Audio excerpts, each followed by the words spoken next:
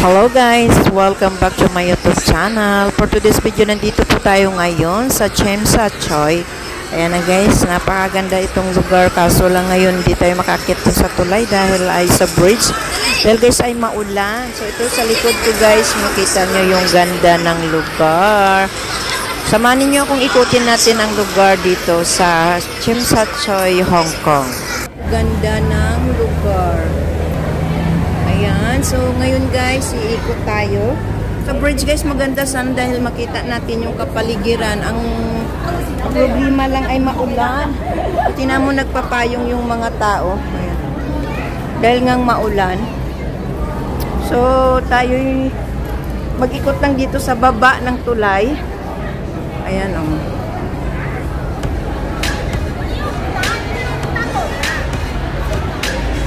Okay, so guys, dito tayo ngayon sa Tsim Sha Tsui.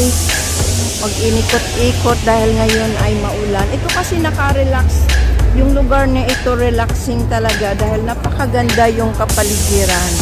Ganoon pa man ay nag-ikot pa rin tayo kahit maulan yung panahon. Sa aking mga kababayan dyan na gustong mag-ikot, ng aking mga kapwa OFW sa gustong mag-relax, dito lang yan sa Tsim Sha Tsui, ang lugar na napakaganda, relaxing, beautiful place. So bagaman na masama yung panahon, dito tayo dadaan sa ilalim ng tulay. Ayan guys, yung tulay dito, ayan sa taas. Maganda yan, makikita yung matanaw yung lahat. Ang problema ay maulan, magkakasakit naman tayo. So, ayun guys, marami akong dala. Pero ito'y magbibigay sa'yo ng sakit ng ulo mo kapag yung hindi ka makaligo. Ayan, maraming tao dito. May mga ferry din. Yate.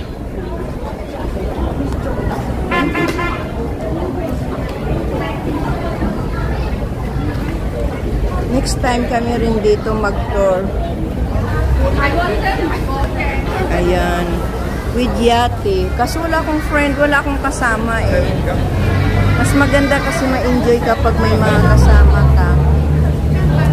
Para umikot. Mura lang naman, 100 something yata guys. Kaya lang wala akong kasama. Saka na lang kapag may mga friend ako. Ayan. Yung mag-explore ka lang sa gitna ng dagat. Super enjoy lang. Ayan.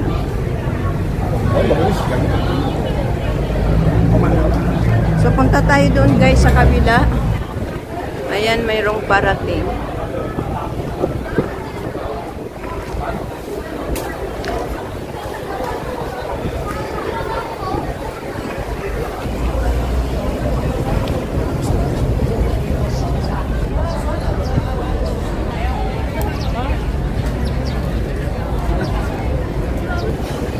Yan, kahit maulan, no? Talagang nag-explore sila. Sunlight. Oh, no.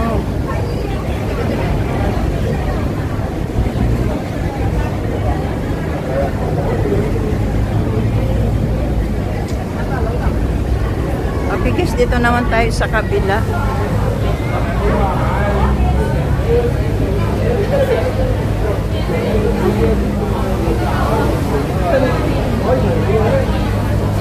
Hindi naman ganun kalakas yung ulan, kaya talaga naman yung yate, oh.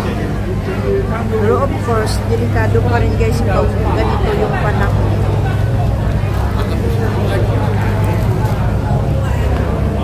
So, gala mood muna tayo dito sa cardboard Tsim Sha Tsui. Ayan. Ito na naman sila. Aqualona.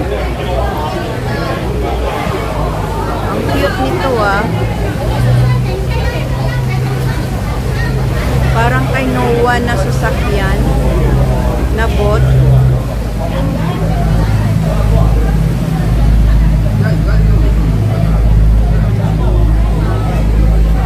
So,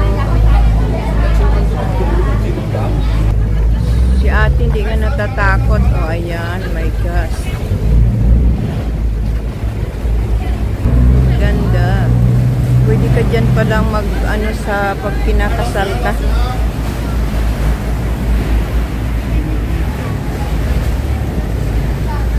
Yan. Punta tayo doon sa dulo.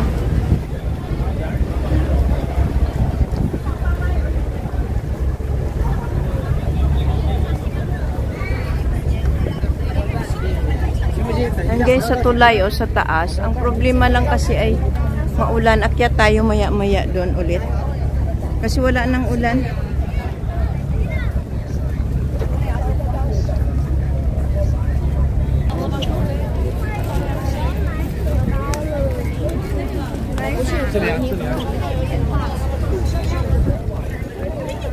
Talagang hindi mo mapigilan yung mga tao dito para gumala, mag-relax.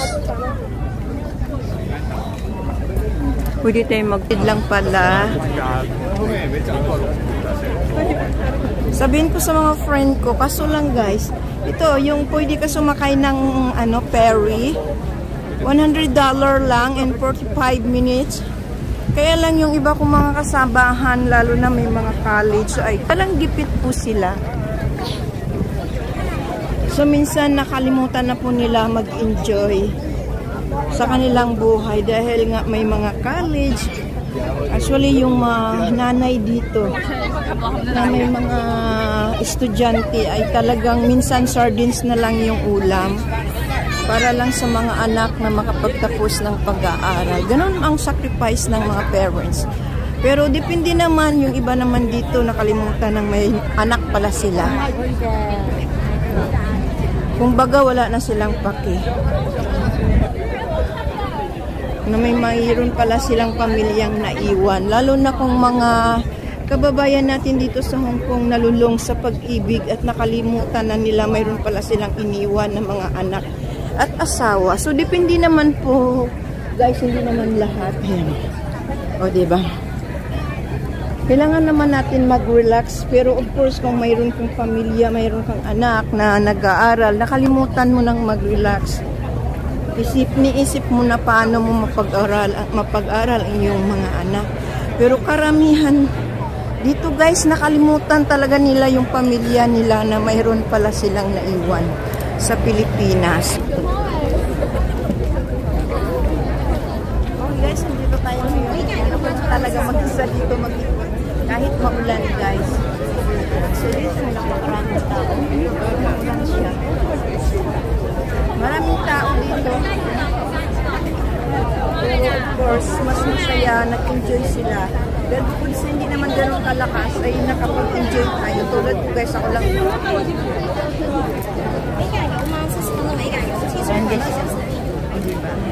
Kasi maulan, so tayo naman ay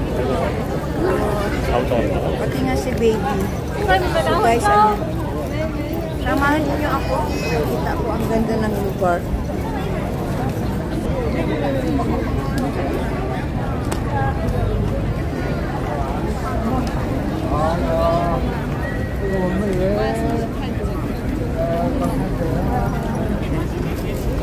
Bahala na kung maulan. Basta nakapag-enjoy. Nakapag-relax.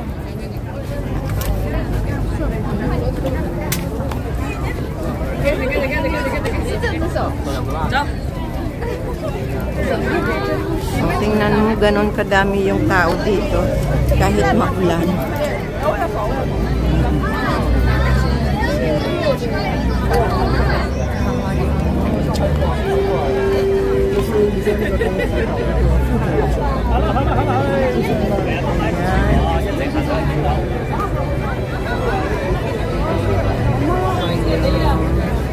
Ang ganda.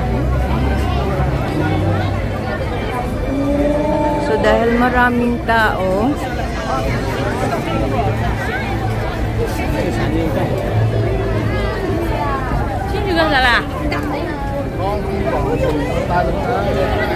doon tayo magpapicture mamaya. Ayan guys, oh.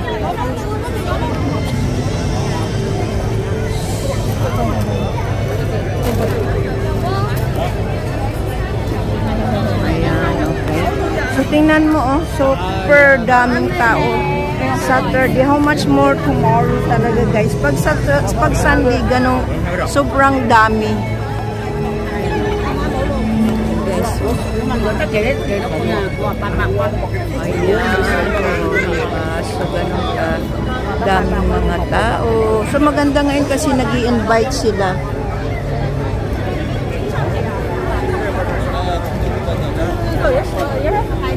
Dati wala silang invite. Ngayon mayroon ng pwede ka nang mag-tour with yate and $100 only with drink na daw, free drink. Ayan, ang ganda. Ayan o. Diba ang cute nilang mag-asawa. O, kahit maulan o, papayong lang sila basta ay naka-enjoy sila, naka-relax. Ganon ka-importante yung buhay dito sa Hong Kong na bagaman pagod sila sa trabaho, busy sila, pero may time sila para mag-relax kasi tomorrow wala pong work. So ito galing pa yan sila sa work nila. Dumaan sila dito para mag-enjoy lang.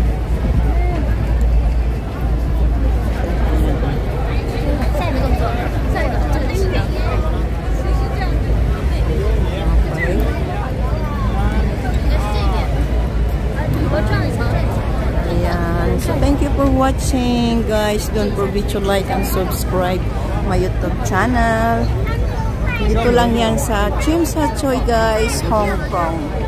So sa gustong maggala dito sa mga kapwa ko OFW na hindi pa nakapaggala dito lang sa Tsim Sha Tsui. Sumakay lang ako sa ferry. Tsim Sha Tsui. Talaga naman, mahirap naman mag-pronounce. Okay guys, so ayan. So inikot ko na kayo. Hanggang dulo yun. Ayan, pero dahil sa maulan guys, hanggang dito na lang yung ating vlog. Kahit maulan ay ito pa rin. Nakaupo pa rin sila. Para magpayong lang, makaupo lang, makarelax. Ayan. Hotel yan guys, so dito tayo. Okay, so yan, magpaalam na tayo. Alright.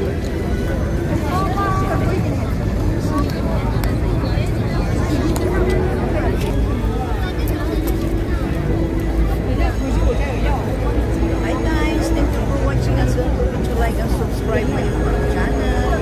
For today's video, nandito tayo ngayon sa Tsim Sha Tsui para gumala at mag-explore ng ating view of today. So ayan guys, makita mo sa aking likuran, napakagandang lugar at ito po yan. Marami pinang kahit maulan. Ayan, nakakayong sila dahil medyo maulan guys, pero hindi ganun kalakas yung ulan. So sa likod naman natin, pakita ko sa inyo guys. At dito naman sa kabila, napakagandang tanawin. So ganun po kahit mahirap yung maulan yung panahon, wala pong tigil yung mga tao. Dahil today is Saturday, so nila bukas ay wala. So bago galing siguro sila sa mga work nila, ma-enjoy lang nila ang kanilang buhay. So thank you and God bless. I love you guys. See you in my next vlog. Bye. Okay guys, ipakita ko sa inyo ngayon yung ayan guys, o diba, yan o, ganun kadami yung tao. So actually guys, pag nandito kasi sa Hong Kong, kahit yung dala mo inilagay mo lang sa tabi, wala pong magpulot o walang magkuha. Kahit guys yung may nahulog rin ng mga something, wala pong kumukuha guys. Depende yung sa mga nakakapulot at ibabalik, or yung iba naman ay hindi na ibabalik kapag napulot. Pero napulot lang nila naman yun. Pero yung sabing ilagay mo sa tabi, may kukuha o may maghablot, wala guys, wala. Ayan o. O diba? Yan ay $100 in 45 minutes. Ayan o. So, ito ganun kadami. Kita nyo yun guys. Ganun kadami. Doon sa kabila. O. Kahit mo...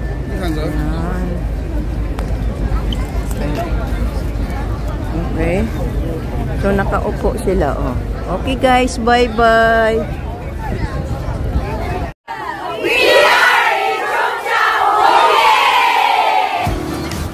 Thank you for watching, and this is our trip in Macau together my community in Hong Kong, and this is Boda in Hong Kong.